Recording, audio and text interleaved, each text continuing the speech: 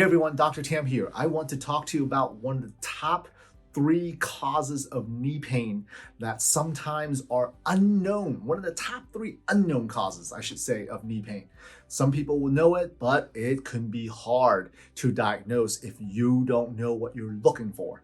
Number 1, let's talk about that. There's so many causes of knee pain, but the number one of the ones I want to talk about, an unknown one, is a torn meniscus. Now, some of you might say, well, I have a torn meniscus. How do you find out if you have a torn meniscus? Well, there's certain orthopedic exams that are done to see if there's a higher chance of a torn meniscus. But what it really comes down to is you receiving an MRI to see if you have a torn meniscus. The meniscus is the soft tissue, okay? It's the pad between the top part of the knee and the bottom part of the knee.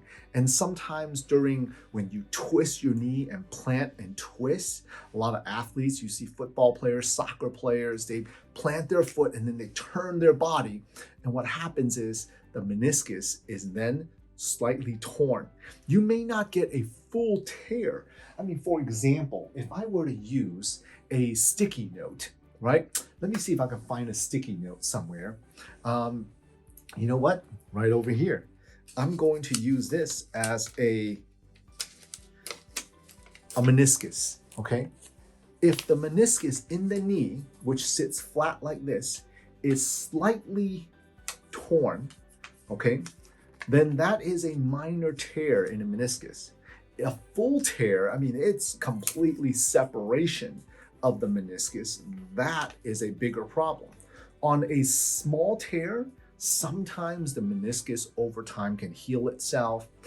I'll promise you, a cortisone injection is not going to do it. All it's going to do is the cortisone is going to numb out this area and can diminish the amount of blood flow to this area, all right? Whereas something that is more regenerative base, or maybe you need a brace, right? Or PRP, that can help this part of the meniscus regenerate.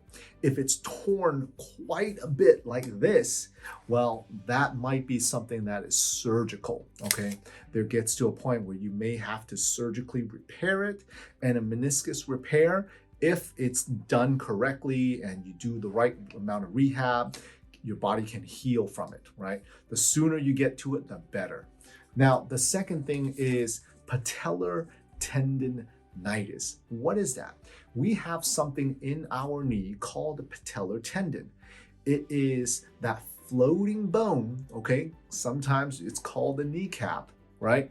Where it's sitting right in front of your knee. It's floating back and forth. It's attached to the quads, which is the top part of your leg, your upper leg, that makes up that patellar tendon. Sometimes that patellar tendon can be really inflamed, especially if you have weak quads and you have tight hamstrings, or if your quads, your upper leg, is not firing correctly, and then you get something called patellar tractioning, where it tractions and pulls your patellar tendon to one side versus the other. Over time, that tendon gets inflamed.